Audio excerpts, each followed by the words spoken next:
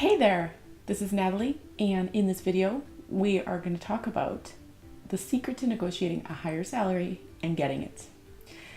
So if you want to be worth more to an employer, you have to bring something else to the table.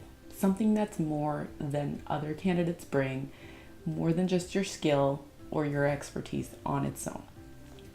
In this video, I'll talk about an example of a candidate who can ask for more and get it versus a candidate who will fail to stand out.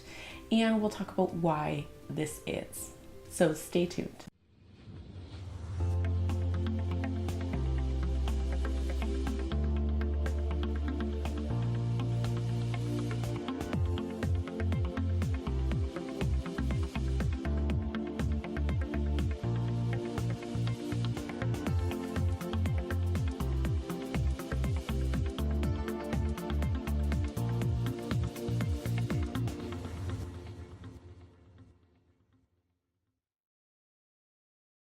So the thing successful candidates do is they can communicate their value really well, but also they communicate a vision, a bigger picture, not just their individual skills, because most people will already do that. I'm going to use the example of, let's say, an event planner. So let's say you're going in for a position and it's for a global events manager, for example.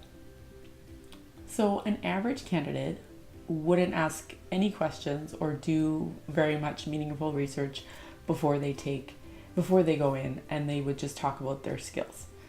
They would say, like, I can do this or I can do that. They would just answer the questions. And we all know if all you do is answer the questions, you're lost. You got to think about the bigger picture for the company. So what a great candidate will do is they will find out what the priorities are to accomplish in that position, and they will paint a vision for the employer and get them excited about it.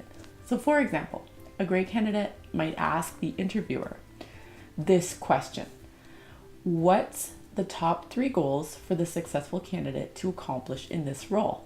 So the hiring manager might say, we'd like the new hire to create an event strategy for our marketing events this year.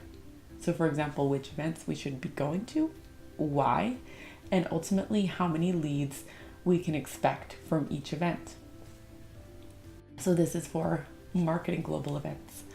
So the average candidate, well, to be honest with you, the average candidate wouldn't ask that question. So they wouldn't get that information. They wouldn't be along this far anyways. The standout candidate then takes the information from that answer and says, okay, great. Can I share with you how I go about that? Then they might say something like this, and I'm going to share an example answer.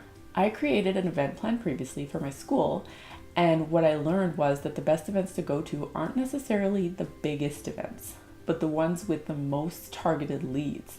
So if I were responsible for this strategic plan, I'd start by researching the type of attendees that go to each event and figure out which are the closest to the company's ideal target customer.